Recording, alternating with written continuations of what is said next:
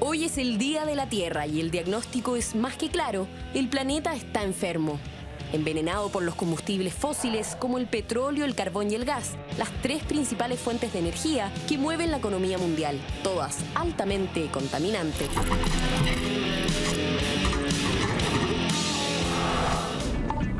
Los países del mundo intentan ponerse de acuerdo para bajar las emisiones de dióxido de carbono y detener así el calentamiento global.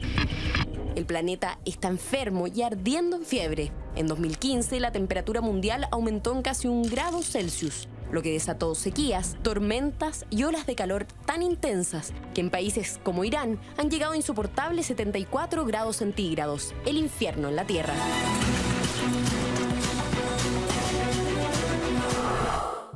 Pero pareciera no importarnos la gravedad, ya que los humanos continuamos con nuestra adicción al petróleo. Eso a pesar de los descubrimientos de un grupo de mentes brillantes como Nikola Tesla, Rudolf Diesel y Stanley Meyer, inventores que se han esforzado por crear fuentes de energía de bajo costo y no contaminantes, como las torres de electricidad libre, aceites vegetales y motores a agua.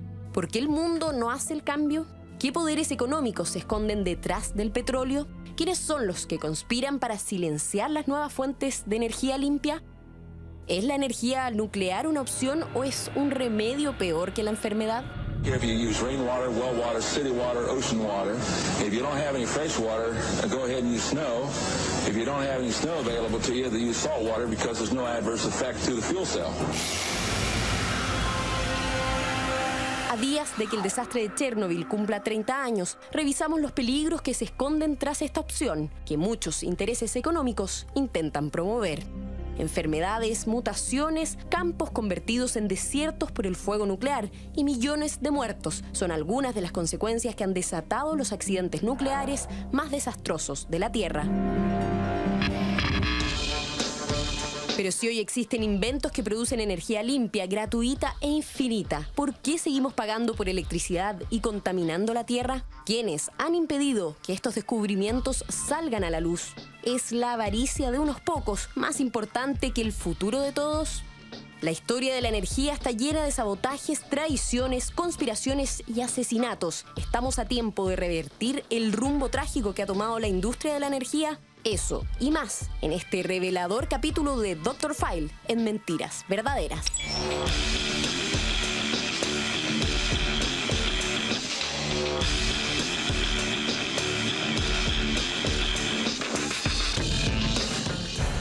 La poderosa conspiración de la energía, la avaricia de algunos pocos versus el desarrollo de todos nosotros. Se planteaba nuestra nota, Cristian Contreras Radovich. Hoy hablamos de un tema candente, peligroso, de un tema que la verdad puede ser infinitamente revelador para muchos de nuestros amigos en casa.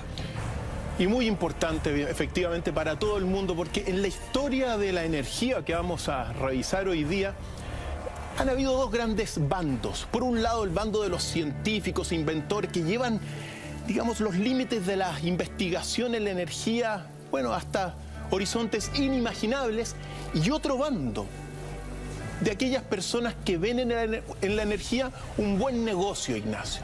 Por eso es importante partir de inmediato con todo lo que está generando la matriz energética de la Tierra.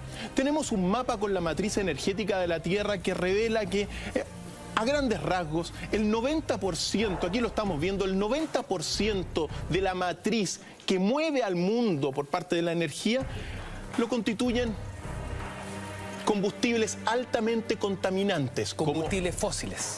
Combustibles fósiles como el carbón, como el gas, también el petróleo y otros tantos. Por eso es muy importante darnos cuenta que la balanza está desequilibrada. Solamente hay un 10% aproximadamente de energías renovables que se están utilizando en una matriz que el 90% la constituyen estas energías muy contaminantes y que representan toda una fuente de energía de hace 250 años. Es decir, es bastante retrógrada para la visión actual esta matriz que se tiene hoy en el mundo entero. Por eso la contaminación. Hoy día estamos en el Día de la Tierra, conmemoramos el Día de la Tierra. Una tierra que en realidad está padeciendo al ser humano y que al mismo tiempo, mira, la tierra va a seguir por mucho tiempo. Es el ser humano el que se está autodestruyendo debido a la contaminación que hoy día se tiene. ¿Cuáles han sido las consecuencias, doctor File?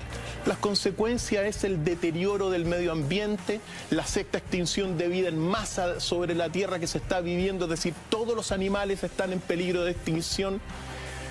La contaminación de los mares, el derramamiento de petróleo. ¿Te acuerdas hace un par de años atrás? Bueno, más de todo lo que fue el derramado de petróleo ahí en el Golfo de México, una devastación tremenda. Eso fue el año 2010. 2010, efectivamente. Entonces, dentro de estas fuentes contaminantes y de las cuales se depende hoy día el mundo, hay una que hay que partir hablando del petróleo.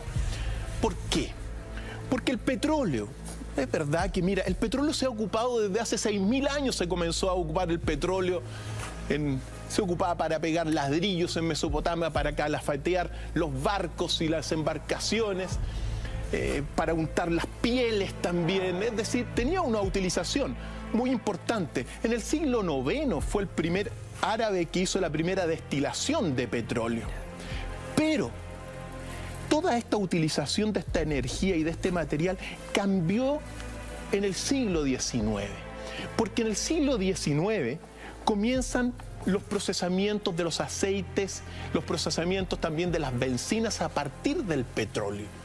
Y hay un evento que es muy relevante y que marca el inicio de la historia del petróleo en términos de esta historia moderna, que fue y que ocurrió en 1859 con la primera extracción de petróleo que ocurrió en Pensilvania. El primer pozo petrolero construido en la tierra fue en Pensilvania en ese 1859 por Edwin Drake. Ese evento cambió el curso de la historia de más de 6.000 años de esta materia prima que es el petróleo. Antes de este punto clave, ¿no? Un antes y un después de este episodio en Pensilvania, si entendemos que hoy somos absolutamente dependientes del petróleo, ¿con qué se abastecía energéticamente el mundo antes del petróleo? Bueno, entendiendo que, por supuesto, las necesidades eran otras. Mire, hay un elemento que es el aceite de ballena. Previo a este descubrimiento, digamos, de esta extracción sistemática del petróleo, el aceite de ballena constituyó quizá el primer elemento que permitió, por ejemplo, encender luces en Europa como luces públicas. Entonces, claro, durante todo ese tiempo inicial, el aceite de ballena constituyó, bueno, la gran caza de ballena, la leyenda de Moby Dick, viene de todo ese periodo que fue anterior a esta extracción y sistematización del uso del petróleo. Así que si uno lo ve en términos de estas grandes energías, quizá el aceite de ballena puede ser el elemento previo a todo lo que fue, digamos, el cambio del curso de la historia de la energía. Interesante. Las ciudades se iluminaban con el aceite de ballena y las industrias utilizaban ya el carbón, por supuesto, para abastecerse. Por supuesto. Pero el petróleo es como que empieza a barrer con todo. El momento que se empieza a trabajar industrialmente y lo empezamos a conocer en sus usos actuales. ¿Qué pasó en Pensilvania en aquel entonces? En Pensilvania lo que sucedió fue que, en palabra bastante sencilla, se tuvo conciencia de que controlar el petróleo, controlar la energía del petróleo, significaba poder. Y un poder muy grande. El más grande, por eso ese año marca el inicio de alguna forma de lo que van a ser los verdaderos reyes del petróleo. El llamado oro negro. Momento en que se transforma en el oro negro. Es en el momento donde aparece una figura muy relevante que fue John Davison Rockefeller. Porque Rockefeller, joven, se dio cuenta que estaba en el petróleo, bueno, la fuente del poder que iba a marcar durante los próximos tiempos. Fue visionario en ese sentido, Rockefeller. Ahí estaban las lucas. Lo entendió claramente, aquí lo estamos viendo, porque este hombre que nació en 1839 entendió esta clave de la utilización del petróleo. Petróleo significa poder. Ahí nacen, me imagino, una de las familias más ricas del mundo hasta el día de hoy. Hasta el día de hoy. Ahora, uno tiene que decir que Rockefeller, John D. Rockefeller, tenía visión. Era un genio de la organización, pero al mismo tiempo, de alguna forma, despreciaba la ley, en el sentido de que él quería imponer su ley. ¿Y por qué?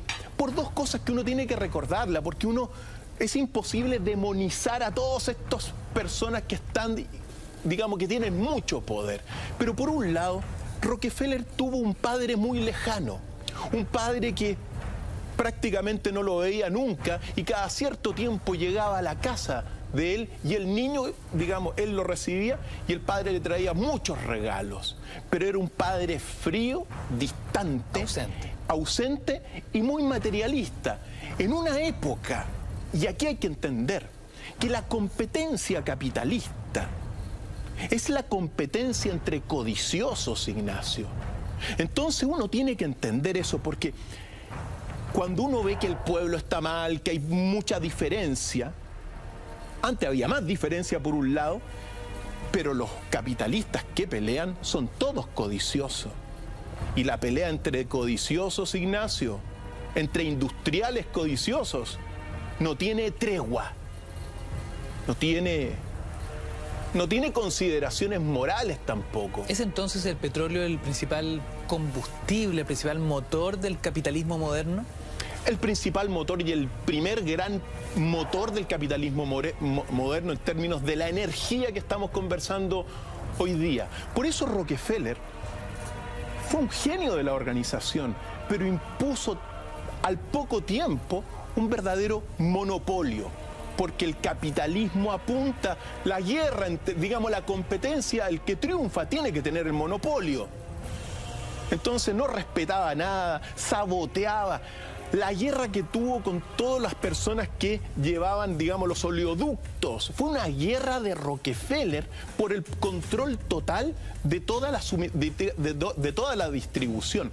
Por eso es importante señalar que Rockefeller no solamente logró a nivel de la empresa formar el modelo de todas las empresas modernas, en términos de que controla la producción, la conducción de todo este producto, la comercialización también. Entonces controla todo el mercado.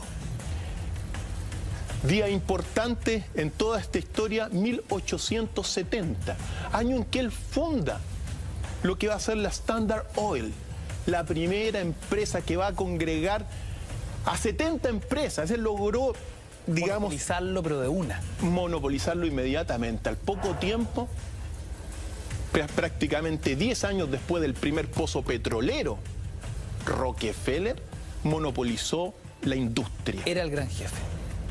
The Big Boss, efectivamente. Entonces, ¿qué es lo que sucedió en ese momento dado? Claro, aparecen los petroleros que estaban en pésimas condiciones, casi quebrados, viendo a Rockefeller que había logrado el monopolio. Bueno, el monopolio hasta con violencia, o sea, es lo que es. La historia es lo que es, simplemente. Entonces estos petroleros que estaban en malas condiciones le pidieron al Congreso de Estados Unidos que interviniera y que legislara con una ley antimonopolio. Y es por eso que en el año, un poco después, en el 1890, es decir, 20 años después de la creación de Standard Oil, el Congreso obliga a Rockefeller a dividir estas empresas. No podía haber monopolio en Estados Unidos y es en el momento en que se forman las llamadas 7 hermanas. Las 7 hermanas son las 7 grandes empresas de petróleo, bueno, que hasta el día de hoy son las que uno le echa benzina en todas los servicentros y otros tantos.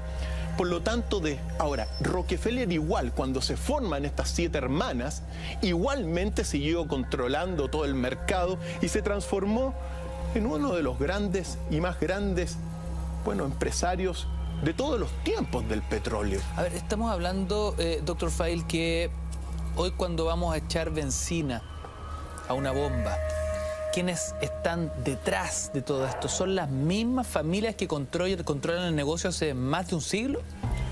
Sí, pues. Rockefeller, los Rockefeller que están ahora vivos, son los que controlan desde aquel tiempo. La familia Rockefeller es muy poderosa a partir del petróleo. Y como te dije en un primer momento, sin ningún respeto de la ley, porque uno tiene que entender eso. Y que hasta el día de hoy la competencia capitalista es tremenda. Y es la guerra entre codiciosos, Ignacio. Entonces, no hay mucho respeto, todos quieren un poquito más, se juntan, conviven, pero en realidad son todos codiciosos. Se juntan, conviven y todos son codiciosos. Me acuerdo del grupo Bilderberg, donde Rockefeller también forma parte. Forma parte, junto con otras grandes familias como la familia Bush, también es tremendamente influyente en todo lo que es la industria de la energía petrolera hasta el día de hoy. El grupo Bilderberg es el grupo que hoy día es este grupo en las sombras que controla todo esto. Ahora, muy importante, porque simultáneamente a esta formación de la industria petrolera y a este visionario que fue Rockefeller, viene a la par el desarrollo de la industria automotriz. Entonces, son industrias hermanas en algún sentido. ¿Qué pasa en ese minuto cuando se prende esa mecha, no? Es decir, el petróleo ya forma parte de un control monopolizado y muy bien aceitada la máquina, y la industria automotriz ya no es un experimento, sino que los automóviles se empiezan a comercializar de manera doméstica y ágil, y el sueño americano es tener un muscle car, un auto musculoso, ¿no? Ese auto americano robusto, grandote, que le da independencia al joven americano del momento que lo consigue a partir de su primer trabajo, y tantos clichés que hemos visto en el cine durante décadas, ¿no? El comienzo del auto en la vida doméstica. Ese comienzo partió con un alemán que se llamó Karl Benz. Él fue el que creó el primer auto con una combustión a benzina en 1885, es decir, en el mismo periodo, 5 años después de la fundación de la Standard Oil. Increíble. Entonces, vienen de la mano. Después apareció Ford. Y después, muchos otros, junto con otros grandes inventores como Rudolf Diesel, que lo vamos a abordar este tema también. Pero lo importante, hay que entender que estas dos industrias van de la mano y que hasta el día de hoy, pensemos que la Mercedes-Benz, va a puntear en el campeonato mundial de la Fórmula 1. A partir de ese siglo, mediados del siglo XIX, donde se constituyen prácticamente, la sociedad occidental en ese minuto se transforma en una petróleo dependiente. A partir de estos hombres que se dieron cuenta que el negocio realmente estaba en producir petróleo, refinarlo, conducirlo y comercializarlo, acompañado de la industria de autos. Desde ese minuto, el destino de la energía quedó sellado por los próximos más de 100 años, desde entonces hasta el día de hoy. Doctor Feil, estamos hablando y hemos puesto sobre la mesa la industria del petróleo, la industria automotriz, y me gustaría poner una tercera pieza en este juego, a ver qué podemos discutir en torno a aquello. La industria de las armas. La industria de las armas es fundamental también, porque se dan, a ese principio hay muchos inventores, como el mismo Rudolf Diesel, que él inventó un motor pero con aceite vegetal, que iba a ser la alternativa, una alternativa mucho más eficiente a esta industria de los aceites a partir del petróleo. Pues bien, se dieron cuenta, en palabras bastante simples, tanto la industria automotriz como la industria del petróleo, que se necesitaba una gran guerra para que esta industria creciera como ha crecido. Por eso, detrás de la Primera Guerra Mundial, uno tiene que entender que están los intereses de la industria del petróleo y de la industria automotriz también. ¿Por qué? Porque son estas industrias las que van a ser los motores de los tanques, de los autos de guerra y otros tantos. Entonces, la proyección de crecimiento muy importante. Diesel, que apuntaba a un combustible, digamos, aceites vegetales, no iba a ser negocio para estos, porque uno tiene que decir, tanto Rockefeller, mira, sobre todo Rockefeller, tenía una visión centrada en el poder y en el dinero. Ese era su norte, eso lo aprendió de su padre. Y las consideraciones morales y éticas son irrelevantes para lograr el poder del dinero. Entonces, así como esta industria estuvo detrás de incentivar la Primera Guerra Mundial y la Segunda Guerra Mundial, porque se hicieron multimillonarias, también, si uno se viene al presente, bueno, es importante, por ejemplo, mencionar la primera guerra del Golfo, la llamada madre de todas las guerras por Saddam Hussein, o la tormenta del desierto. Es muy relevante porque esa guerra, que nos marcó el último tiempo, no fue una guerra en realidad. Mira, las guerras, todas las guerras tienen muchos motivos, pero hay un motivo que es fundamental en este episodio, que se detonó en 1990 y 1991, que estamos viendo las imágenes, que es la energía del petróleo en Kuwait. En este caso, la guerra invadió Saddam Hussein Kuwait para apoderarse de los pozos petroleros. Pero uno tiene que decir una cosa, ¿cuál es la causa de que Saddam Hussein haya invadido Kuwait? Que es muy relevante. Mira, como te decía, hay muchos motivos, pero uno de los motivos que nadie lo sabe, pero ahora se los voy a contar a todos los amigos en casa y en el mundo entero, que, bueno, los pozos de Kuwait también extraían por debajo de la tierra fuentes petroleras que estaban en territorio iraquí. Y eso es una técnica que desde el mismo inicio de la primera, digamos, del primer pozo petrolero se usó en Estados Unidos. Los petroleros, los petrodólares, cuando se robaban el petróleo por debajo de la tierra. ¿Cuál era la mecánica? ¿De qué forma lo hacían? Simplemente haciendo, ductos, y hasta que llegaban por debajo de la tierra, pasando el límite, porque por debajo de la tierra llegaban a los pozos y las fuentes petroleras de sus vecinos y le extraían y le robaban todo el petróleo por debajo de la tierra. Eso es, así funciona el mundo del petróleo, Ignacio. Entonces, eso era lo que también estaba haciendo Kuwait con las fuentes petroleras de Irak. Momento en el cual Saddam Hussein decide hacer su madre de todas las batallas, porque así la calificó, e invadió Kuwait. O sea, Saddam Hussein lo que estaba buscando era simplemente proteger sus intereses económicos en torno al petróleo a partir de esto que estamos descubriendo. Mira, esa es una de las causas. También reclamó que este territorio de Kuwait anteriormente había sido territorio iraquí, efectivamente, pero bueno, así es la historia también. Claro, aquí se cruzan las ideologías, se cruzan los límites geopolíticos, pero también los intereses económicos. Va todo en el mismo combo. Va todo en el mismo combo. Lo mismo en la Primera y la Segunda Guerra Mundial. Efectivamente. Pero el motivo de la energía del petróleo y de las fuentes petroleras es motivo principal de la invasión. A tal grado que uno no tiene que olvidar lo que ocurrió en esa guerra, sobre todo, mira, bueno, tú sabes que Estados Unidos y 35 aliados tomaron cartas en el asunto, partieron con 100 lanzadores de misiles de Tomahawk y devastaron el ejército iraquí, que tuvo que arrancar inmediatamente.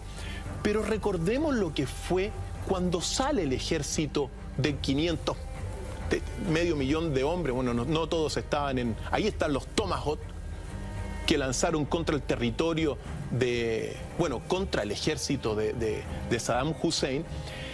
Pero uno tiene que recordar que en esa guerra murieron 30.000 iraquíes y unos cuantos, muy pocos, americanos. Pero acuérdate que cuando se retira el ejército iraquí, está la imagen, la postal de la razón de por qué atacó Saddam Hussein, porque al retirarse quemó todos los pozos petroleros. Y los pozos petroleros, la imagen de los pozos petroleros quemándose quizás fue el ícono más importante de esa guerra en términos de uno poder descubrir qué había en el fondo de esta guerra. El petróleo, el oro negro. Entonces dejaron, digamos, estos pozos quemándose muchísimo tiempo, difícil. Aquí están estas imágenes que son muy impactantes. Para detener la quema hay que tirar unas descargas de munición. Son muy difíciles de apagar estos pozos.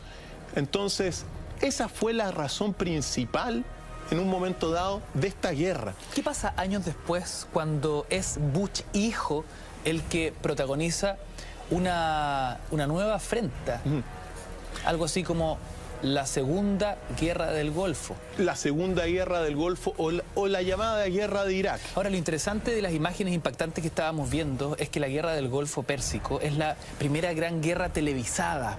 Antes no estábamos acostumbrados a ver todas esas imágenes bélicas ahí en medio, in situ, como si uno fuese un militar más en el frente de batalla. Por eso es tan impactante volver a revisar esas imágenes, ¿no?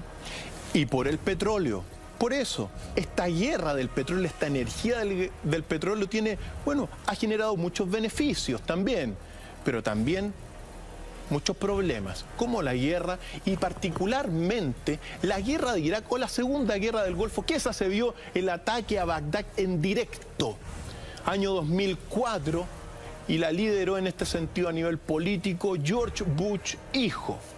Y recordemos, muy importante, oculto, recordemos que la razón por la cual Estados Unidos y sus aliados invadió Irak y que marcó el inicio del Estado fallido que hoy día es Irak, fue porque Estados Unidos afirmó que Saddam Hussein tenía armas de destrucción masivas. Eso es muy relevante. Tenemos una declaración de precisamente el expresidente de Estados Unidos, George Bush, que dice la razón por la cual Estados Unidos invadió en ese momento dado a Irak. Vamos a verla. Vamos. I take the threat very seriously. I take the fact that he develops weapons of mass destruction very seriously. I remember the fact that he has invaded 2 countries before. I know for a fact that he's poisoned his own people. He doesn't believe in the worth of each individual. He doesn't believe in public dissent. I look forward to a dialogue. Esto fue difundido al mundo entero. Supuestas armas de destrucción masiva, que entre paréntesis nunca fueron halladas, ¿no? Fue tan importante porque uno tiene que darse cuenta que cuando uno habla del imperio de la mentira en el mundo, el imperio de la mentira es el imperio de la conspiración. Exacto. Era la excusa perfecta. Y esta causa fue difundida mediáticamente a todo el mundo. Saddam Hussein teniendo armas de destrucción masiva a tal grado que también todo el gobierno de Estados Unidos hizo grandes discursos. Donald Rumsfeld, Dick Cheney, hablando de esta arma de destrucción masiva. Tenemos otras declaraciones históricas respecto de esta, motivo por lo cual se inició la invasión de Irak. Por eso está Donald Rumsfeld en la siguiente declaración junto a Dick Cheney. Escuchémoslos para que nos demos cuenta en el mundo de la energía, Ignacio, el mundo oscuro oscuro, el poder oscuro que hay detrás. Vamos con esa declaración de Dick Cheney y de Donald Rumsfeld. The United States knows that Iraq has weapons of mass destruction. Any country on the face of the earth with an active intelligence program knows that Iraq has weapons of mass destruction. There is no doubt that Saddam Hussein now has weapons of mass destruction. There is no doubt that he is amassing them to use against our friends, against our allies, and against us. Esto parece ser una verdadera campaña propagandística de ponerle un titular para excusar una guerra, que no solo alinea a todo ciudadano norteamericano, a todo ciudadano estadounidense, sino que también a todo el mundo occidental temeroso de la posibilidad de que Irak utilice esas armas de, comillas, destrucción masiva. Es decir, el planeta completo está en riesgo. Así es. ¿Esto fue no solo la excusa perfecta, sino que fue la gran mentira, Dr. Feil? Fue la gran mentira. Una de las tantas grandes mentiras, pues. Estamos en un imperio oscuro de la mentira. Entonces, es muy importante, ¿por qué? Porque Irak fue, bueno, tiene patrimonio arqueológico antiquísimo. Esta guerra marcó el inicio de la debacle de Irak. Se acabó Irak como Estado, como país. Hoy día Irak es un Estado fallido por esos motivos que dijeron estos líderes de Estados Unidos. E incluso no hay que olvidar que tomaron prisionero a Saddam Hussein y que terminó ahorcado en un juicio, supuestamente, bueno, porque había producido estas armas de destrucción masivas. Saddam Hussein ahorcado. Son imágenes que dieron vuelta al mundo también, ese episodio, pero que van a verse contrastadas poco a poco cuando mismos investigadores de Estados Unidos, en busca de estas armas de destrucción masiva, no encontraron ni una, Ignacio. ¿Ni siquiera un rastro? Ni siquiera un rastro. Incluso hay una película muy importante que la hizo Matt Damon, donde revela públicamente que nunca tuvo la capacidad Irak de generar una arma de destrucción masiva como una bomba atómica. No estaban en esa. Entonces comienza toda una campaña mediática donde el mismo gobierno de Estados Unidos se tiene que retractar. Y periodistas preguntándole, bueno, pero ustedes dijeron que no había duda. Exacto. Pero si es que no hay duda de que tienen armas de destrucción masiva. Lo acabamos de ver. Entonces, llegamos a un punto que es quizá siniestro, Ignacio, en el sentido de esta conspiración, y sobre todo uno que la mira de este rincón del planeta que se llama Chile. Porque lo que ocurre después es que realmente a George Bush, hijo, le da lo mismo. El objetivo que estaban detrás era apoderarse de los pozos petroleros de Irak.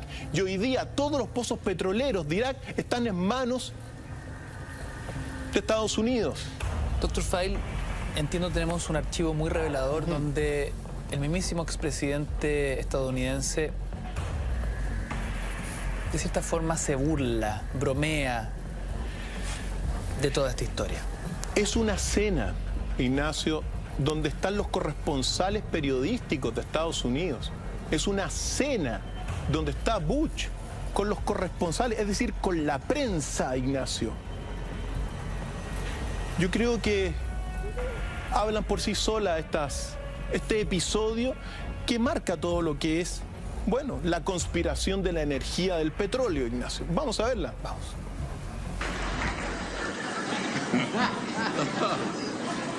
Those weapons of mass destruction got to be somewhere.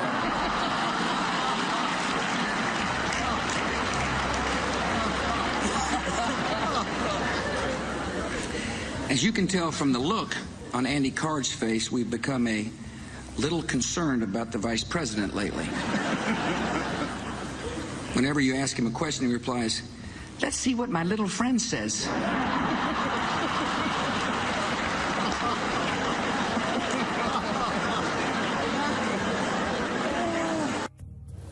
Es bien impactante lo que estamos viendo, Dr. File, porque ¿cuál stand-up comedy?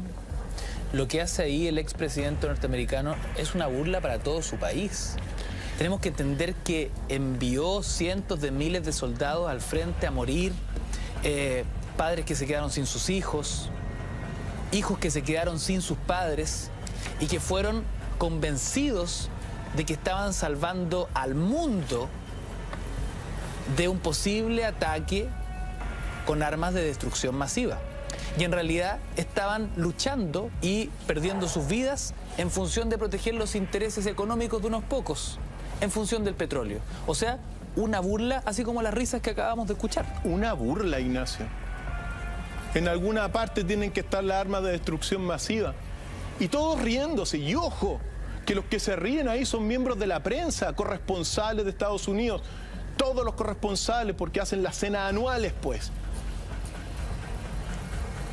Tremendo, tremendo. Dr. File, ¿quiénes una son burla. Los poderes? ¿Quiénes son los poderosos detrás de esta industria, la del petróleo, la que mueve al mundo hoy? Bueno, uno tiene que decir que evidentemente la familia Rockefeller, otros poderosos, la familia Bush, los Skull and Bones también, que son un grupo también, miembros del grupo Bilderberg.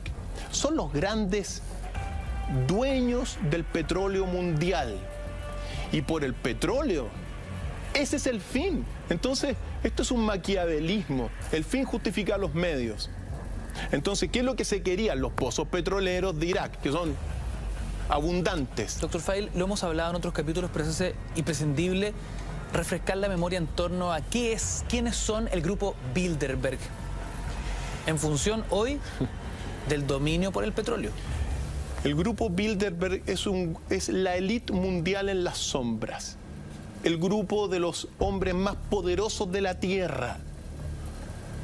Los verdaderos dueños del mundo. ¿Se juntan, están articulados, están conectados? Están interconectados, sí, se reúnen una vez al año en reuniones que comenzaron precisamente en Bilderberg, en el Hotel Bilderberg en Holanda, pero son los hombres más poderosos del mundo. Todos se han dado cuenta que el poder se tiene que concentrar en ellos. ¿Ellos controlan el negocio del petróleo? Y no solamente controlan el negocio del petróleo, Ignacio y amigos, sino que también controlan e influyen poderosamente en los gobiernos de la tierra para que se siga consumiendo petróleo. Pensemos que mira, el 50% del petróleo que entra a este país lo lleva la industria, lo consume la industria minera. ¿El 50%? Sí. Entonces, controlan los gobiernos de la tierra, los políticos. Están controlados en gran medida la política como disciplina por este grupo Bilderberg, donde está Rockefeller, hay príncipes, reinas. Los hombres más poderosos del mundo son ellos, así de simple. Entonces, son los que han hecho en gran medida estas guerras, Ignacio. Entonces, cuando uno ve que el fin es el petróleo, para lograr el fin del petróleo cualquier cosa es necesaria. O sea, se hace cualquier cosa, no se respetan códigos, no hay moral. En gran medida, Rockefeller padre es el que marca todo lo que va a ser el devenir hasta el día de hoy. Lo que importa es la ley de Rockefeller. Eso es lo que importa. Y las consideraciones legales son secundarias. Y si no, soborno, amenazas, violencia y muertes por doquier. Recordemos que la guerra de Irak también ha costado desde que empezó 100.000 personas iraquíes, 100.000 muertos. 100.000 muertos. Entonces, cuando es muy importante, porque cuando dice se está invadiendo por armas de destrucción masiva, que se sabe que es una mentira, a Bush le da lo mismo que haya sido una mentira. ¿Por qué? Porque ahora tiene el poder del petróleo. Es increíble cómo vamos interconectando temas peligrosos semana tras semana, Dr. File, porque Si hace algunos capítulos discutíamos sobre el origen de la banca a nivel mundial, muy entroncado con miembros del grupo Bilderberg, hoy día nos damos cuenta que en ese mismo grupo también se transan los grandes intereses económicos del petróleo. La banca y el petróleo en la misma mesa con los mismos comensales. En la misma mesa con los mismos comensales. Y si uno empieza a hacer la relación, claro, está la industria del petróleo, está la industria automotriz, la industria de las armas. Uno tiene que poner también en ese mismo inicio, mediados de 1850, todo lo que fue la industria eléctrica con J.P. Morgan. J.P. Morgan fue, junto a Thomas Alva Edison, los que estructuran la industria eléctrica de la Tierra, otra fuente de poder fundamental.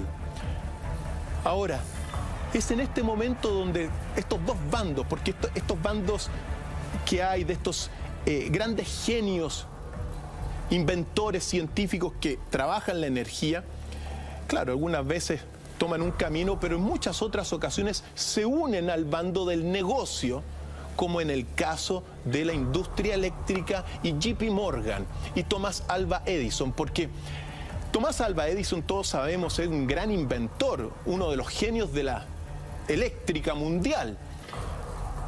Tenía su visión empresarial, evidentemente, pero su socio fue J.P. Morgan. Y J.P. Morgan, la ideología de J.P. Morgan tenía en el centro solamente un objetivo: el dinero, nada más. Entonces, todo lo que pudo haber hecho, como controlar el cobre, por ejemplo, él tenía el monopolio del cobre. El cobre para todo lo que son los cables de transmisión eléctrica. Que hasta el día de hoy es el gran conductor. Que es el gran conductor. J.P. Morgan tenía el control y el monopolio en aquel entonces. Entonces, si vamos armando esta red, J.P. Morgan como parte del grupo Bilderberg, el financista de Thomas Alva Edison. Edison, con una visión más científica, más emprendedora, podríamos decir. Pero empresarial también. Pero empresarial, pero guiada principalmente por su socio, el money maker, el hombre que quería hacer el gran negocio. Sí. J.P. Morgan, en ese sentido, su ideología era netamente poder y dinero. Thomas Alva Edison tenía ya una visión más científica, evidentemente, con su visión comercial. Pero ¿qué es lo que hicieron ellos? Ellos fundaron todo lo que fue la General Electric en 1892. Y la General Electric quizá es la industria más poderosa del mundo. Qué increíble.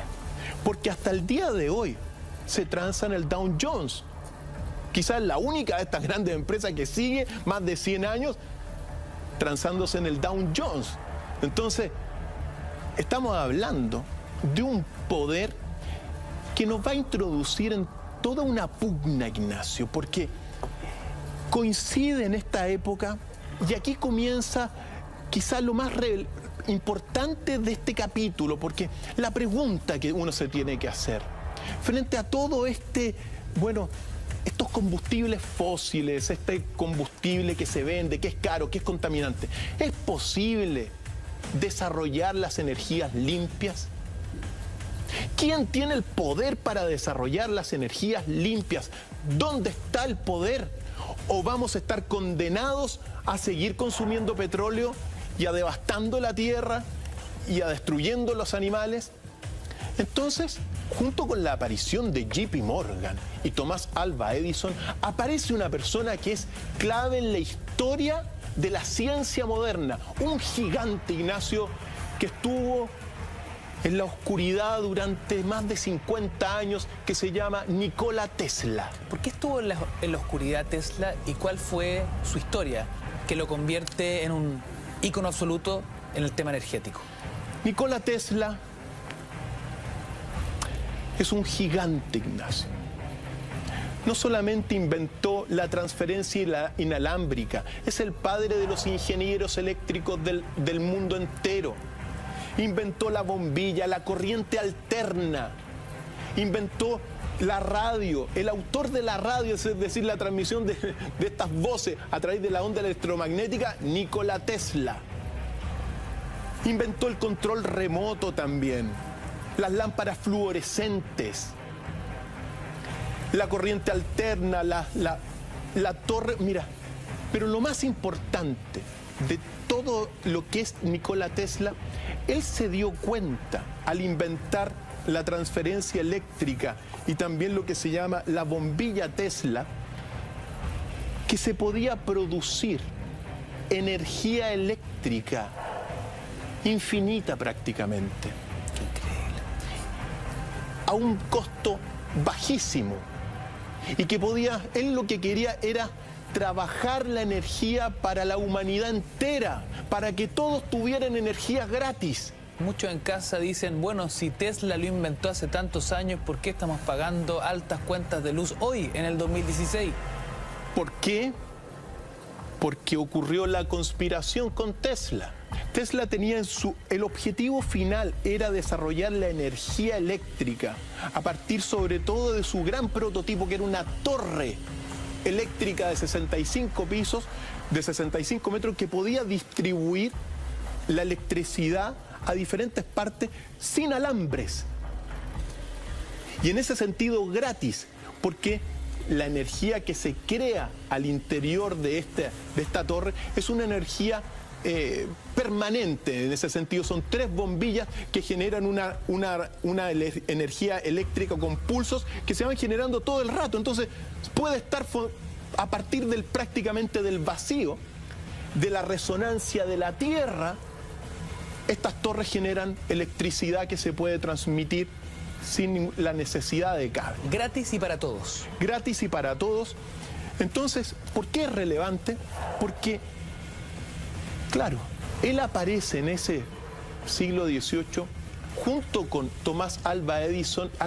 Ellos tuvieron relación laboral. Por supuesto que sí, porque Tesla, europeo, croata, eslavo en ese sentido, viajó en un momento dado a trabajar a Estados Unidos y llegó a trabajar recomendado a la industria de Tomás Alva Edison. Fue empleado de Tomás Alva Edison. Sí, pero era un genio, porque fue presentado como un genio. Y en ese momento, a nivel de la electricidad, habían 2 grandes genios, Tomás Alva Edison y Nikola Tesla, a tal grado que en 1912 se les otorgó a los 2 el premio Nobel, pero no lo quisieron compartir, entonces no se le entregó a ninguno. A ese nivel era Tesla. Pero ¿qué es lo que sucedía? ¿Por qué no lo quisieron compartir? Por sus orgullos, porque ambos planteaban diferentes usos de la energía. Mientras Tomás Alva Edison, junto con JP Morgan, tenían una visión del poder, del comercio, de la negociación. Una visión mercantilista de la energía.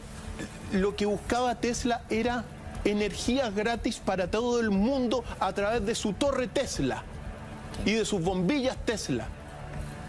Él pensaba en un mundo, él quería, no concebía un mundo futuro que generara guerras por la energía. No lo concebía, él no quería ese mundo. Es decir, todas estas guerras de Irak que se detonaron y que causaron hasta el día de hoy, la estamos padeciendo, Tesla no las quería. Si hacemos una analogía con la guerra de las galaxias, para que nuestros amigos entiendan en casa, podríamos decir que Tesla estaba literalmente del lado de la luz, sí, y Alva Edison en la oscuridad, en las sombras. ¿Y qué es lo que sucede? Comienzan a trabajar juntos y cuando se da cuenta, por ejemplo, Tomás Alva Edison desarrollaba la electricidad lineal y Tesla la energía alterna, que la ocupamos hasta el día de hoy, es decir, mucho más eficiente, mejor energía. Entonces, caminan por senderos distintos. A tal grado que, claro, Tesla era muy retraído, célibe también, por cierto, una persona idealista en el sentido que no quería guerras, quería que todo el mundo tuviera energía, y se enfrenta y cae en las manos de los lobos. ¿Por qué? Porque Tomás Alva Edison y Morgan se dan cuenta de que hay un genio acá que está remando para el otro lado. Que está remando para el otro lado Y mira lo que le empiezan a hacer, le comienza a hacer una campaña de desprestigio de él. Lo primero, entre las muchas cosas que lo mandaron a hacer, como trabajaba para Thomas Alva Edison, lo mandaron a cavar hoyos para que fueran los cables de cobre que iban a transmitir la energía eléctrica de Edison. Fíjate lo que puede significar para él eso, que estaba en el fondo él desarrollando la energía inalámbrica. La energía inalámbrica que hoy día la tenemos es gracias a Nikola Tesla. O sea, lo que hace Edison es humillarlo, denigrarlo. Denigrarlo. A tal grado que comienza una campaña de desprestigio masivo comandado por él, por Thomas Alva Edison y JP Morgan. A tal grado que tenemos un documento que vale la pena verlo en detalle, porque lo que comienza a hacer Thomas Alva Edison para desprestigiar a Tesla es electrocutar animales con la corriente alterna de Nikola Tesla. Tenemos un documento que hay que mostrarlo porque es lo que hizo Tesla y es parte de cómo funciona la conspiración de la energía. Que una persona que quería energía limpia, gratis para todo el mundo, y la persona que quería el negocio. Mira lo que hizo la persona que quería el negocio, Edison, con un elefante para desprestigiar a Tesla. Aquí está y es electrocutado un elefante. Qué brutal. Por lo tanto, con el descubrimiento de Tesla, con la energía alterna, da la sensación pública de que es una energía peligrosa. Efectivamente. Fue la campaña de propaganda de estos dos poderosos contra el ingenio de Tesla. Hay que recordar que la General Electric, uno lo puede revisar hasta en el cine. Hace pocos días veía una película de Hitchcock, un clásico, donde en un diálogo entre los personajes dicen, cuando la General Electric está con fiebre, todo Estados Unidos se agripa, dando una sensación clara que es una empresa que ronca tan fuerte que cualquier vaivén en el mercado, cualquier vaivén en la bolsa que la pueda afectar, tiembla el país completo. Ese es el nivel de poder que llega a alcanzar. Así es. Y esta campaña propagandística fue la que comenzó a mermar el ingenio de Tesla, en el sentido de que lo comenzó a desprestigiar. Pero después de estas imágenes que son tremendamente impactantes porque no hay una consideración, es decir, Thomas Alva Edison simplemente quiso acabar con toda la imagen de Tesla, un genio de la electrónica, digamos, de toda la electricidad. Ahora, después de esta campaña, lamentablemente Tesla cayó en manos de JP Morgan. Y JP Morgan se dio cuenta de la potencialidad que tenía el invento de Tesla de la torre de energía de distribución de electricidad inalámbrica. Entonces, se junta con él y comienza a financiar la torre Watercliff en Nueva York. Y con el financiamiento de JP Morgan, Tesla levanta su torre de 65 metros. Y cuando necesitaba seguir avanzando y necesitaba más recursos, JP Morgan se dio cuenta de que no podía seguir, no lo financió por una razón.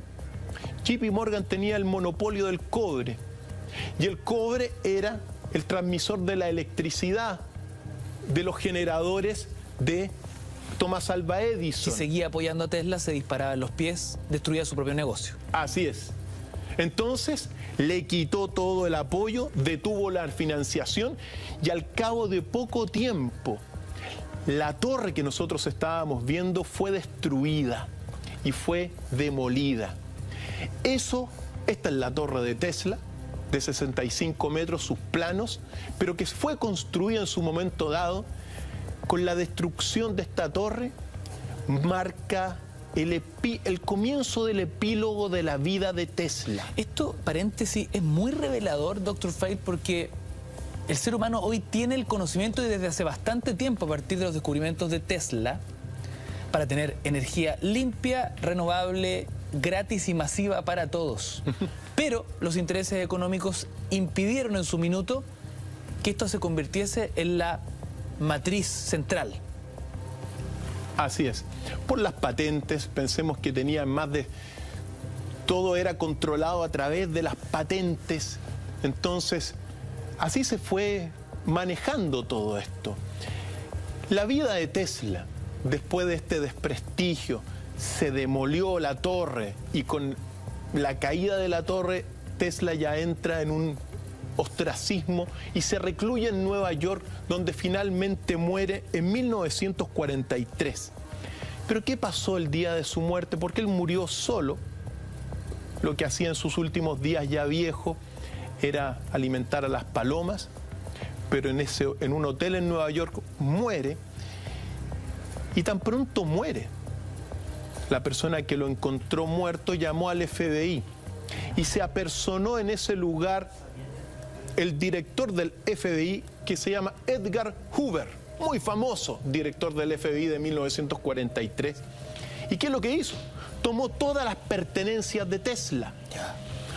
Previo a la muerte, vale la pena recordar que le habían saboteado su laboratorio y que le habían robado todos sus diseños a Tesla antes de su muerte. ¿Quiénes? Los mismos que estaban detrás de la conspiración. Entonces, cuando muere, Hoover lo que hace es tomar todas las pertenencias de Tesla, todos los archivos de Tesla, y los archivó para siempre, y Tesla pasó a ser una figura inexistente desde 1943 hasta hace poco tiempo que se redescubre a Tesla. Doctor Feil, es increíble lo que estamos conversando, porque finalmente silenciar a Tesla y sus enormes aportes y descubrimientos significa que hoy nuestros amigos en casa, nosotros en nuestra propia vida doméstica, carecemos de tener energía limpia, renovable y gratuita. Por la voluntad... Así de simple. Así de simple. Por la voluntad de JP Morgan en este caso y de Thomas Alva Edison, y en el caso del petróleo por Rockefeller. Entonces, así ha sido escrita la historia de la energía durante los últimos 250 años. Mira, Tesla lo que descubrió sobre todo fue el principio de resonancia del campo magnético. Y en este sentido, las aplicaciones que tiene Tesla es que incluso información puede ser transmitida por la luz. ¿Por qué digo esto que es importante? Porque hoy día en China se está desarrollando una tecnología que se está masificando, que se llama Li-Fi, y que toda la información de la red te llega por la luz, por la ampolleta de la luz, Ignacio. Gracias a los principios teóricos de Nikola Tesla, hoy día en China se está haciendo eso. Entonces, en palabras bastante simples, tú tienes el computador acá y tienes una ampolleta acá, y por la ampolleta te llega la información de la red. Gracias a los principios, y sobre todo este principio del campo de resonancia, ahora, del campo de resonancia magnética, Tesla decía que toda la energía se podía sacar de los mares, de los truenos, de los rayos, de la naturaleza, del viento. Esa era su filosofía. Que es justamente lo que hoy el planeta necesita. Un planeta enfermo, producto del sobreconsumo y explotación de los combustibles fósiles. Doctor Feil, un tema muy polémico en cuanto a lo energético, y de hecho por estos días se está conmemorando una fecha relevante de un desastre en torno a la energía nuclear. ¿Qué podemos sentenciar en torno a esta energía que al parecer podría solucionar muchos problemas, pero genera también grandes catástrofes? Mira, la energía nuclear ha generado muchísimos beneficios, hay que señalarlo desde el principio. Es una energía que no solamente construida evita, por ejemplo, las emisiones contaminantes. Eso no genera este humo, que tiene aplicaciones médicas, rayos X, la radioterapia también para el cáncer y otras tantas cosas. Incluso para aquellos países que ven bien todo lo que es la construcción de armas nucleares, bueno, también para esos países es bueno construir armas nucleares. también todo lo que significan los reactores, por ejemplo, en grandes submarinos. Es decir, con un reactor nuclear en los submarinos que hoy día tienen muchos países del mundo del hemisferio norte, pueden, bueno, andar miles de años prácticamente con el generador. Pero al mismo tiempo, entonces uno tiene que reconocer a esta energía nuclear los avances. Es muy poderosa. Es muy poderosa, pero al mismo tiempo potencialmente es muy peligrosa. ¿Cómo nace la energía nuclear? ¿Nace efectivamente como una energía bajo los postulados de gente como Tesla, es decir, como un aporte para la humanidad? ¿O nace como un arma poderosa? No, eso es posterior, porque el primero que genera la reacción nuclear en cadena es Leo Szilard. Y Leo Szilard le informó de esto a Albert Einstein. Y fue Albert Einstein que en una carta al presidente de los Estados Unidos le dice que esta energía y este desencadenamiento en cadena, reacción en cadena, podía generar también, era potencialmente un arma nuclear. Por eso se comienza a desarrollar inmediatamente todo lo que fue el proyecto Manhattan. El proyecto Manhattan liderado por Julius Oppenheimer, el padre de la bomba atómica. Es tan importante esto porque Julius Oppenheimer, en una de sus declaraciones, él dice: me he convertido en la muerte, una vez que construye, bueno, con todo un equipo, también la bomba atómica. Einstein cuenta la biografía de Einstein que después de que se construye la bomba atómica, se arrepiente de lo que hizo. ¿Y por qué? Porque el ser humano, al escindir un núcleo atómico, está dividiendo y rompiendo un equilibrio de la naturaleza. El átomo es eléctricamente neutro, es decir, los protones y neutrones están equilibrados con el electrón. Entonces es un equilibrio magnífico de la naturaleza, la materia pura, la materia atómica, este gran ladrillo de la naturaleza, gran ladrillo de la realidad es el átomo. Hay elementos más pequeños, efectivamente, pero el gran ladrillo atómico, en este sentido, de esta materia que tocamos, es el átomo.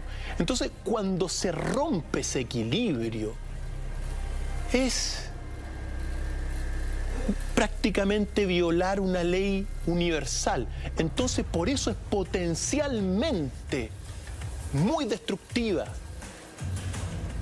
en condiciones no previstas, como por ejemplo puede ser un terremoto, puede generar grandes catástrofes.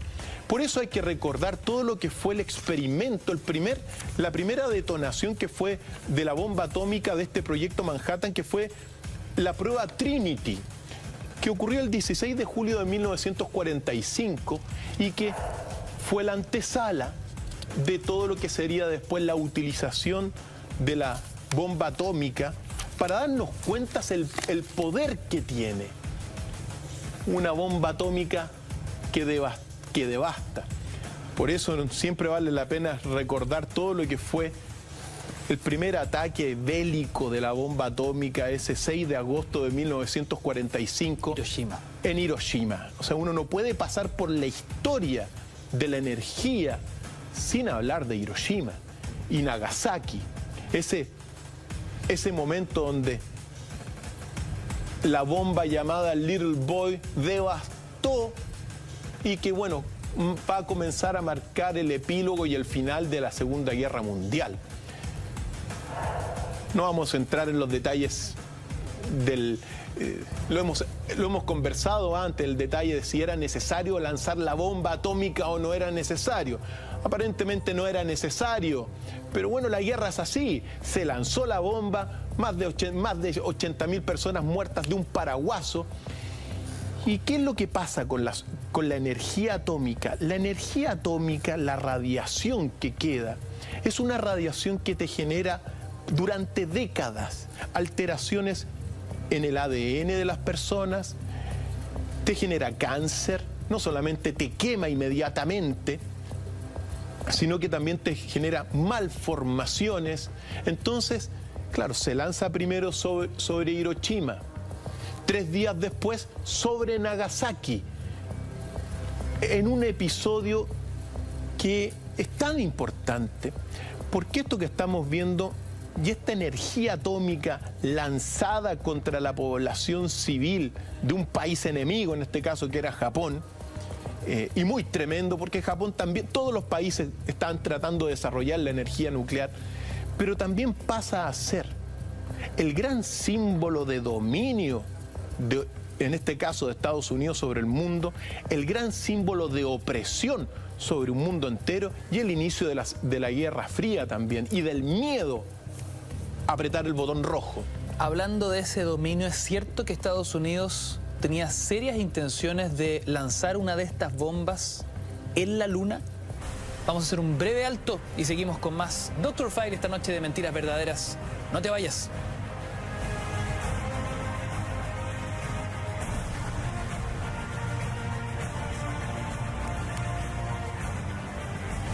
Queridos amigos, seguimos haciendo Mentiras Verdaderas. Noche de viernes, temas inquietantes, temas reveladores. Junto a Dr. Phil, nuestra cuenta Twitter abierta como siempre, @mentiras_la_red, y el hashtag Dr. PhileMB para que ustedes puedan dejarnos sus preguntas, siendo ya trending topic cuando son las 11 de la noche con 47 minutos.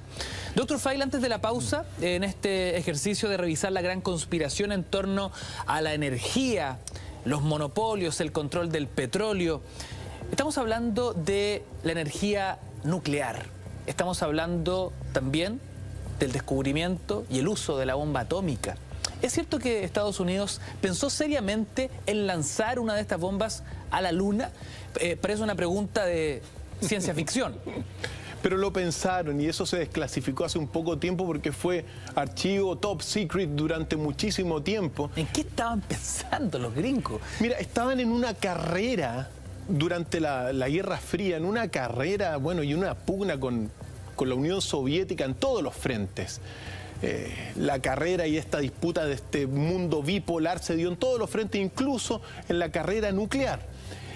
Y dentro de este episodio es bastante, mira, hay un proyecto que se llama el Proyecto A-119, que precisamente lo que buscaba era lanzar un cohete con una bomba nuclear contra la Luna para demostrar el poder nuclear de Estados Unidos. O sea, un golpe de impacto mediático. Efectivamente, y para demostrar, bueno, que en esta carrera espacial también, porque estaba la carrera nuclear, estaba la carrera geológica, estaba la carrera espacial, pero que también en esta carrera espacial el ingrediente guerra tenía que llegar hasta la Luna para mostrar hasta dónde estaba dispuesto a llegar a los Estados Unidos en su dominio del mundo.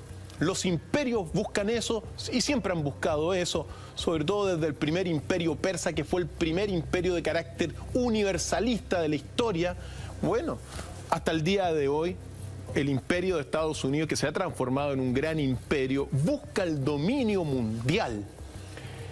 Y sobre todo en aquel mundo bipolar, lo mismo con la Unión Soviética, querían gobernar la Tierra. Estamos descubriendo algo muy interesante, información que estuvo archivada y escondida durante muchos años. Hoy ya podemos comentarla con nuestros amigos en casa. Ahora, ¿qué tan cerca estuvo Estados Unidos efectivamente de lanzar una bomba atómica a la Luna? Mira, uno tiene que decir que esto se planeó.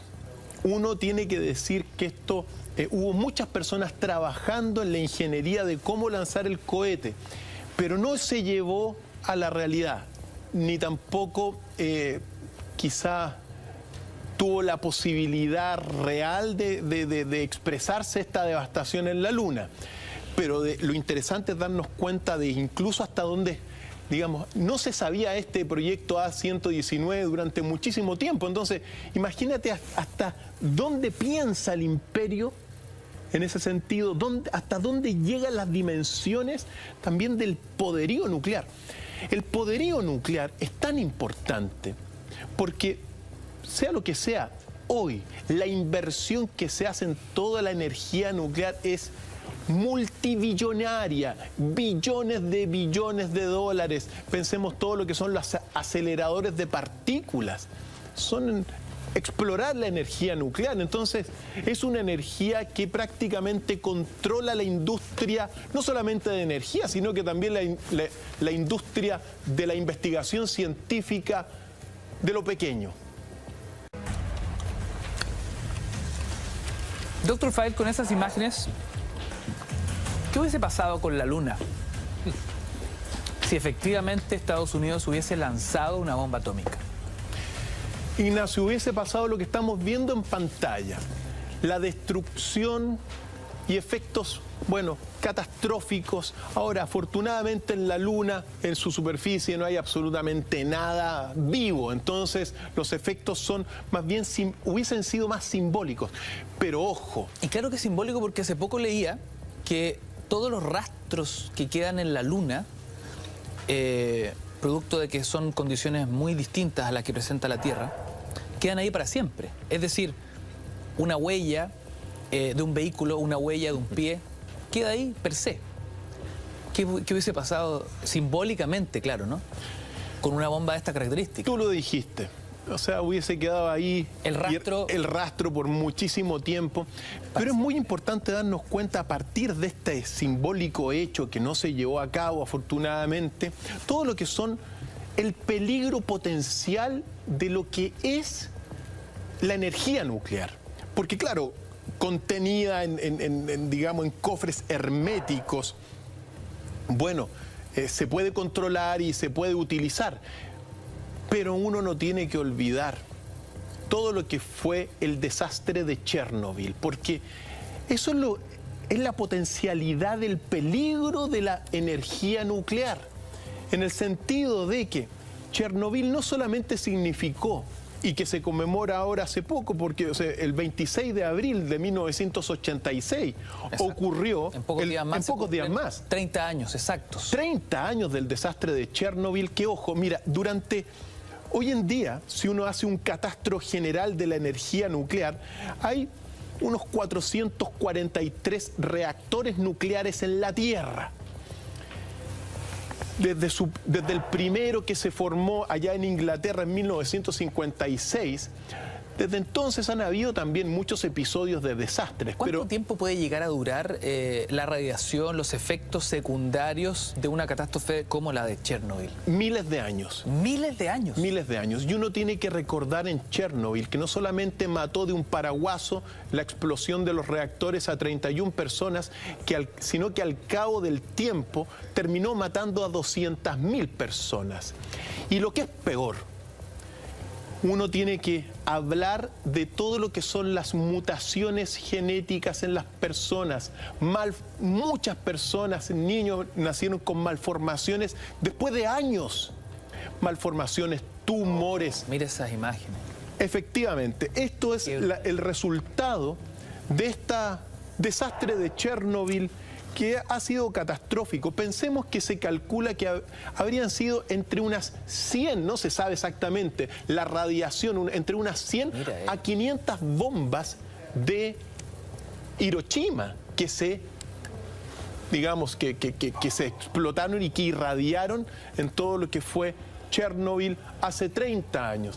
Entonces, cuando uno habla de Chernobyl, tenemos un mapa exactamente científico, un modelo científico de todo lo que fue, aquí lo estamos viendo, la radiación de Chernobyl. Esto es lo que ocurrió. Los efectos se sintieron a más de 100 kilómetros cuadrados. Aparecieron niños con cáncer, mutantes, deformaciones físicas, mutaciones genéticas, mira cómo se mueve quistes por todas partes en muchísimas personas, producto de este accidente de Chernobyl. 200.000 personas muertas al cabo del tiempo. Qué impresionante. Entonces, precisamente esta es una de las desventajas de esta energía, que es altamente y potencialmente muy contaminante y muy dañina. ¿Dañina incluso en lo genético? Por supuesto. ¿O traspasándose generación tras generación? Efectivamente. Y eso es lo que ha ocurrido. Han aparecido, al cabo del tiempo, han nacido niños deformes en toda la población de muchas partes de Rusia y otras tantas también.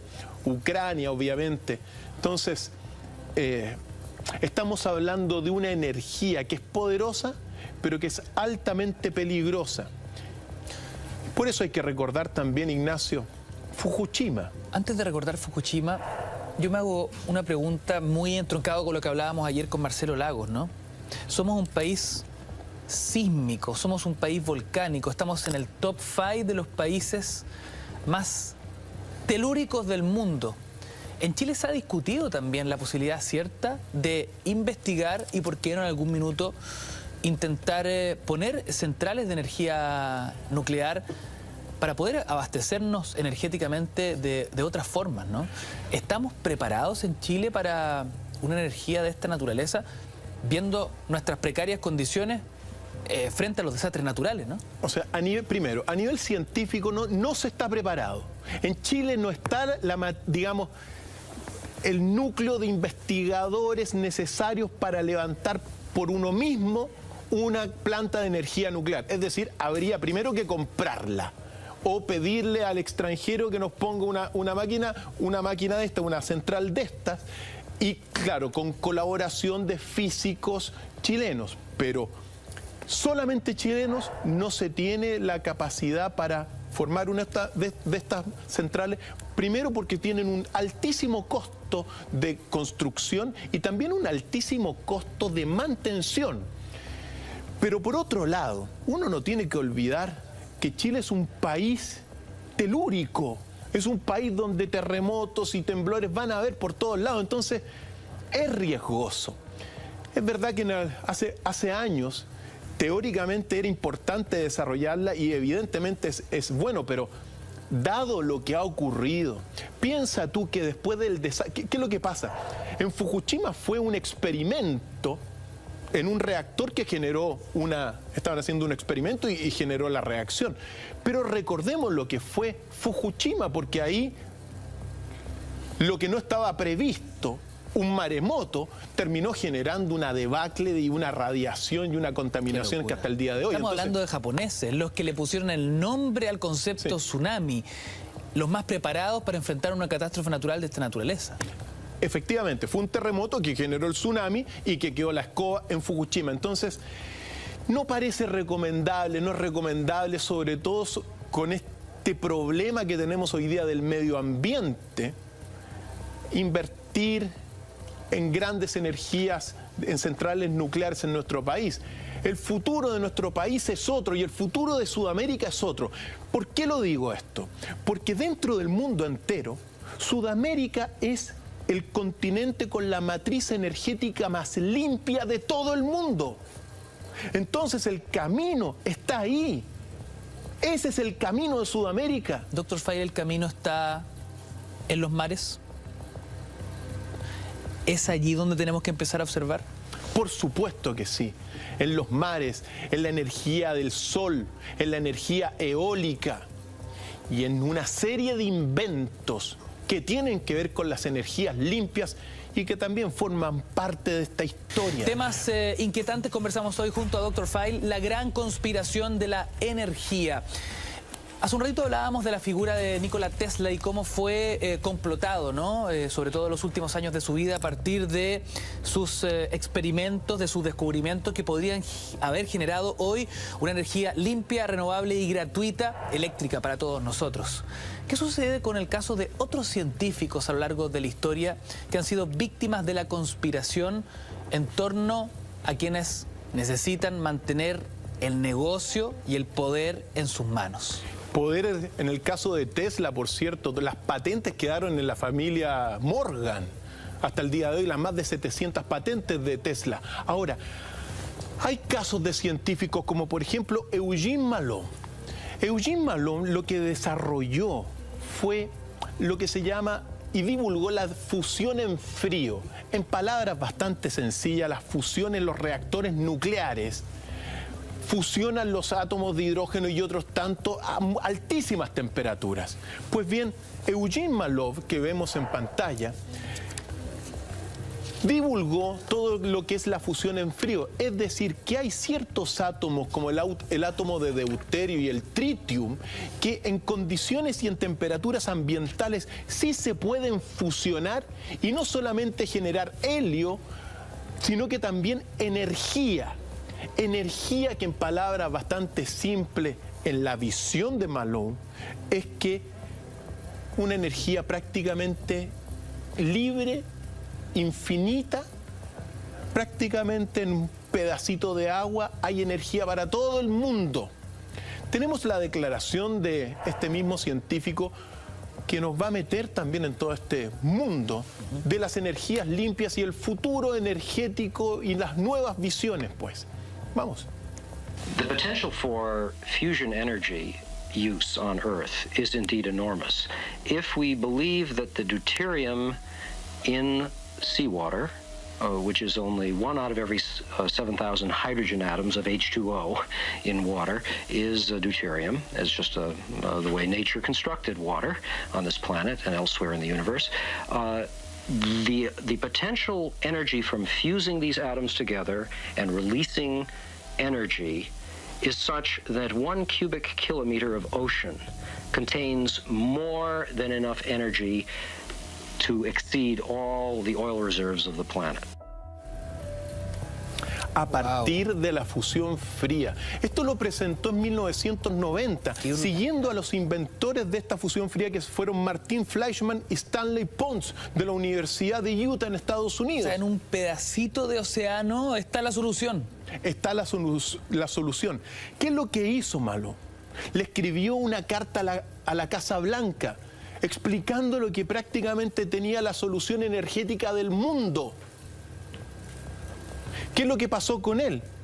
Después de que le escribió a la Casa Blanca, comenzó a recibir llamadas telefónicas y en un momento dado, el año 2004, el 14 de mayo del año 2004, personas desconocidas entraron a su casa, lo golpearon y le mandaron 2 balazos y lo silenciaron.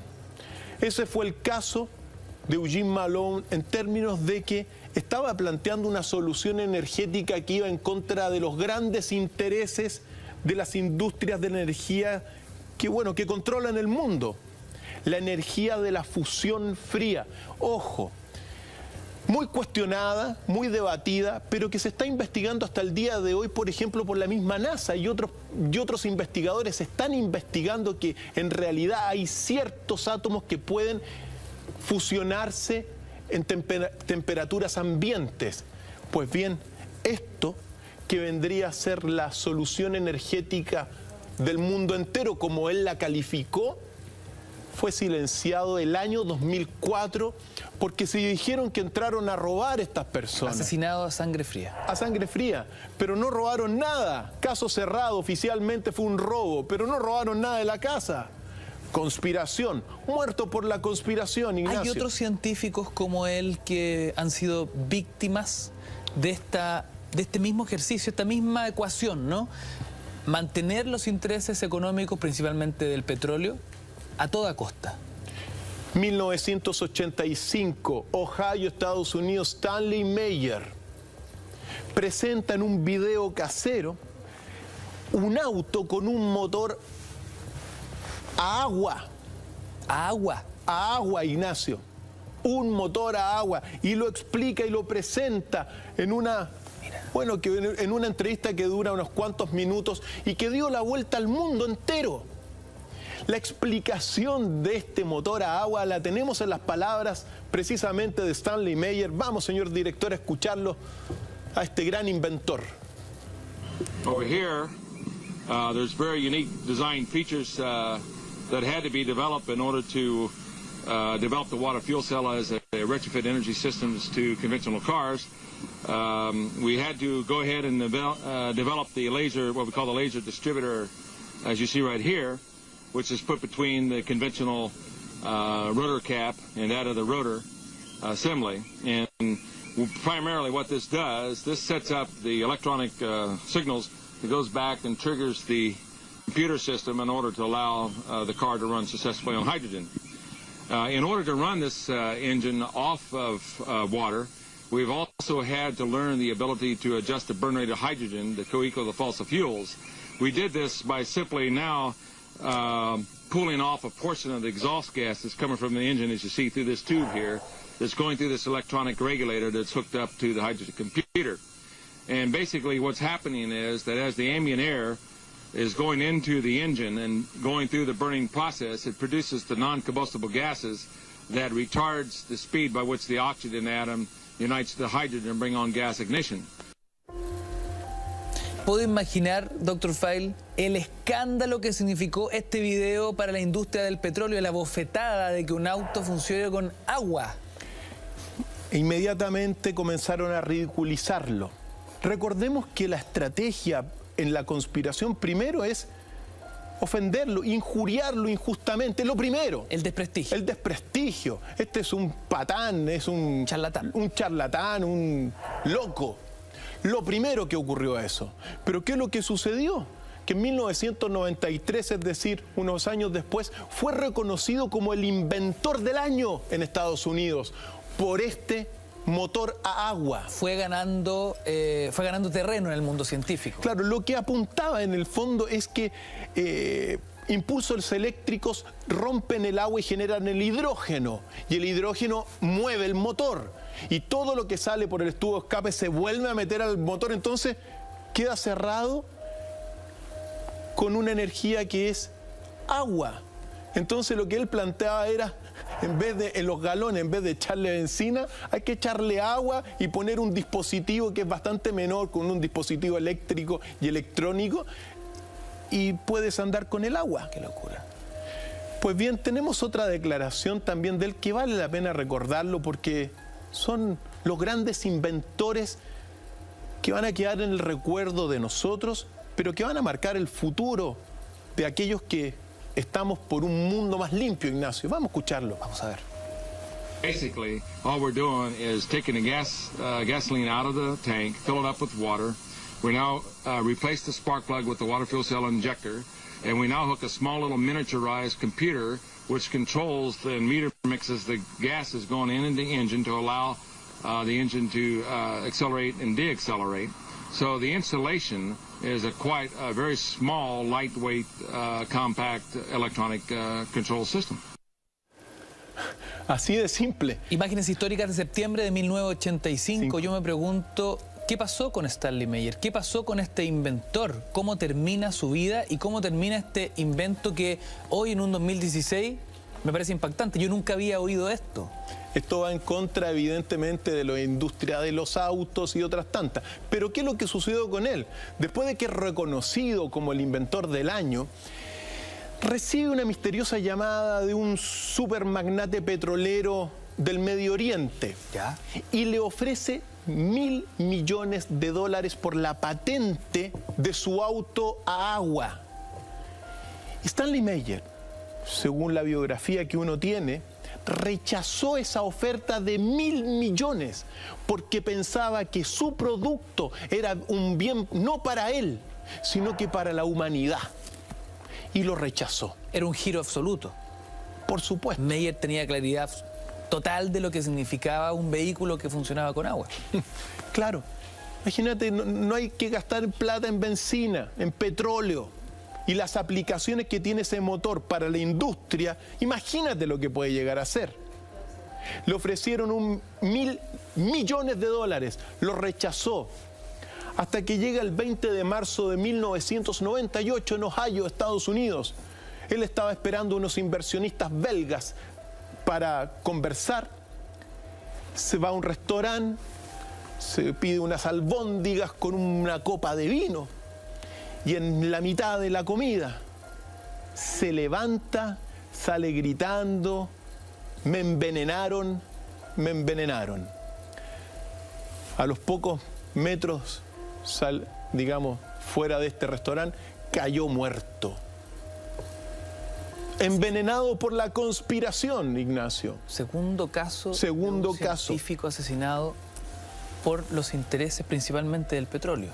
Así es. Entonces, uno no sabe qué había detrás de todo esto. ¿Hay más casos, Dr. Feil? Como el caso muy emblemático del siglo XIX, Rudolf Diesel. Viajamos hacia atrás. Así es. Rudolf Diesel diseñó, piensa tú, Diesel, estamos hablando de lo que están todas las servicentros del mundo entero, el diésel. Bueno, lo que inventó Diesel, Rudolf Diesel, en 1893 fue el primer motor, pero que ocupaba aceites vegetales. Eso es lo que inventó Diesel. Incluso hizo funcionar sus motores y sus patentes, sus motores con aceite de palta. No contaminantes, más eficientes y obviamente mucho más limpios para el medio ambiente. Aceite de palta. Aceite de palta. Y funcionaban sus motores. Claro que se enfrentó en aquel entonces a la naciente industria del petróleo, a los Rockefeller por un lado, y también al gobierno alemán, porque el gobierno alemán en aquel entonces tenía miedo que estos inventos los llevara a Inglaterra.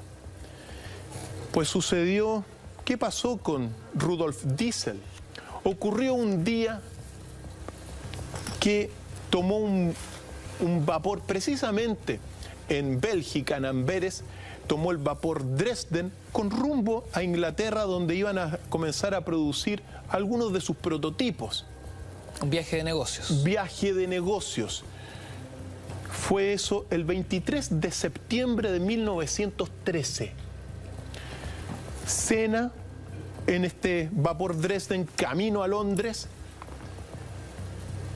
A las 10 de la noche se levanta y dice: por favor, despiértenme a las 6:15 de la mañana. Esa fue la última vez que se vio vivo a Rudolf Diesel. ¿Qué pasó? 2 semanas después apareció su cuerpo en un río en Holanda. Entonces, la explicación oficial es que fue muerto, se murió por un suicidio, se tiró al mar. Y su cuerpo apareció. Y su cuerpo apareció y aparentemente al menos los registros dicen que se suicidó por depresión y por problemas financieros. Pero bueno, Diesel al fin y al cabo era multimillonario. Muerto por la conspiración, Ignacio. ¿Qué hay de cierto en estas teorías que indican que Estados Unidos tendría energía o el conocimiento de ciertas energías con una raíz alienígena? Así lo afirma el hacker más temido por los Estados Unidos, que se llama Gary McKinnon. Muy importante, porque nosotros estamos viendo que hay energías limpias, que hay motores a agua, que se puede distribuir la energía eléctrica gratis con Tesla. Apareció en el año 2000 un caso muy, muy relevante, que es Gary McKinnon. Gary McKinnon es un hacker. El hacker, como te decía, más temido por todo Estados Unidos, porque fue el que se infiltró no solamente en la NASA, en los computadores de la NASA, sino que también se metió al Pentágono, al Departamento de Defensa. Aquí lo tenemos en pantalla. Dr. File, con esta imagen vamos a descubrir qué hay detrás de la figura de este personaje, de este importante hacker americano, a la vuelta de esta pausa comercial. Seguimos en Mentiras Verdaderas, noche de viernes, junto a Dr. File. No te vayas. Seguimos desmenuzando las distintas raíces que componen esta gran conspiración de la energía. Hemos hablado de científicos que han muerto de distintas formas, todos en un panorama bastante sospechoso y extraño, y donde vemos cómo los intereses económicos, sobre todo petroleros, da la sensación que están por detrás.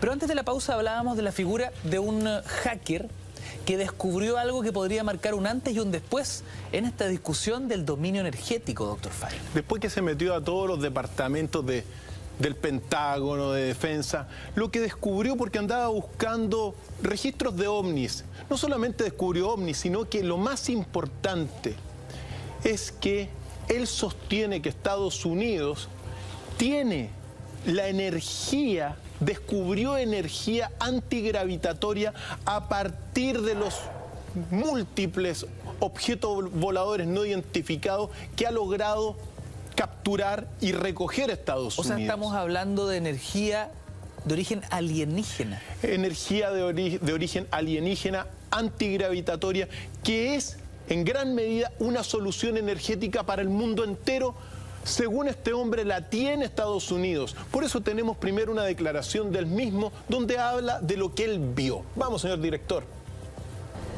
And what I saw, I was hoping to see exactly what she was describing, you know, saucers and very definite imagery. And what instead I saw was, I assume was the Earth. This was in sort of shades of grey, but you had the Earth's hemisphere, filling about 2/3 of the screen. And then halfway between the top of the hemisphere and the bottom of the picture, there was a classic sort of cigar-shaped object, but with, you know, sort of golf ball domes, geodesic domes, above, below, and this side, and I assume the other side as well, so to the left and right as well. And with very slightly flattened cigar ends. No seams, no rivets, no sort of telemetry or antennae or anything like that. And it just had a feeling of not being man-made.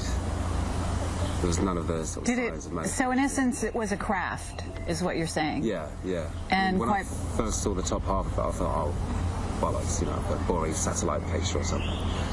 But as more of the thing was revealed, it was obvious it wasn't like any satellite I'd ever seen. Importantísimo. Dice que Estados Unidos tiene cientos de ovnis, que investigaron estos ovnis con lo que se llama ingeniería inversa, es decir, le ponen a los científicos un motor, por ejemplo, ovni, y los científicos tienen que sacar los principios de cómo funciona. Esa es la ingeniería inversa. Y lo que descubrió, según él, el que disponen de esta energía antigravitatoria que sería la solución para toda la energía del mundo, que es lo que más le sorprendió. Vamos con su declaración de este hacker. And the whole suppressed technology thing of it, which kind of grabbed my humanitarian side. I thought, crikey, we're having wars over oil, you know, we're burning fossil fuels, polluting the environment. We have old age pensioners dying in Britain because they can't afford to heat themselves because the fuel bills are so high. So I thought, why on earth is this technology being sat on? I can see perhaps some of the arguments that may be forwarded, you know, what if terrorists had free energy, or terrorists had anti-gravity, or, you know, what if terrorists had guns? Everything's dual use. Sure. Yeah, if you protect it, make it tamper-proof, anything, but just get it out to the public, because surely everyone should have it. Ahí está, increíble. No había signos de manufactura humana. Efectivamente. Entonces, lo que él sostiene es que Estados Unidos tiene la energía para solucionar el problema energético del mundo. ¿Por qué no lo hace? Evidentemente por los intereses de la industria de la energía. Una industria que desde el petróleo comenzó a poner sus manos en la tierra y que ha impedido el desarrollo de todos los autos a agua, de la energía libre, ahora de la energía antigravitatoria. Por lo tanto, es muy importante señalar que el cambio de la matriz energética es posible. Comenzar este cambio, ¿de quién depende? Evidentemente que depende de los grandes poderes de la industria, evidentemente, pero también el máximo poder. ¿Sabes dónde está, Ignacio, para cambiar todo? ¿Dónde está, doctor Fraile? En cada uno de nosotros. El poder está en todas las personas en casa. El poder soberano, el máximo poder sobre la tierra, en realidad está en el pueblo, que es el cielo, Ignacio. Por lo tanto, si el pueblo, la ciudadanía, pide energías limpias, tarde o temprano la matriz va a tener que ir cambiando poco a poco, porque hoy día hay un 90% de energías contaminantes. Es necesario, como es natural, equilibrar esta matriz por el bien de la humanidad. Por lo tanto, hemos visto todos los grandes inventos, los grandes visionarios que hacen posible esto. Estamos hoy día en momentos de decisión en el mundo entero. Por lo tanto, la buena noticia es que a partir de la voluntad de cada uno, pedirle a los gobernantes, pedirle a la industria misma, que ahora comienza a desarrollar estas energías limpias, es el camino a seguir. Además, para aquellos negociantes, el negocio va a estar precisamente, en los que desarrollen estas energías. Claro que el futuro que se vislumbra es el futuro de Tesla, un futuro donde las energías o la disposición de la energía sea para todo el mundo, Ignacio. Bajo costo o gratis. Eso es lo que va a marcar el futuro por los próximos 1000 años. Y así como Tesla, hemos visto el caso de varios científicos que literalmente han dado su vida en pro de sus descubrimientos, pero que han sido también silenciados por estos intereses económicos. Cuando celebramos el Día de la Tierra, siento que no hay nada que festejar, porque lo decíamos al comienzo del programa, nuestro planeta está enfermo. ¿Cuál fumador? Sus pulmones se están llenando de toxinas producto del petróleo, producto del carbón, y es por eso que es tan relevante lo que hemos discutido en el programa de hoy. Y más, también muy importante y muy relevante, la matriz energética de Sudamérica es la más limpia del planeta. Entonces, recordemos el destino de nosotros. Nuestro destino es desarrollar la energía limpia. Es eso. No poner más termoeléctrica o energía nuclear, sino que desarrollar la eólica, la mareomotriz, la geotérmica, la solar, porque somos el país, digamos, el continente con la energía más limpia.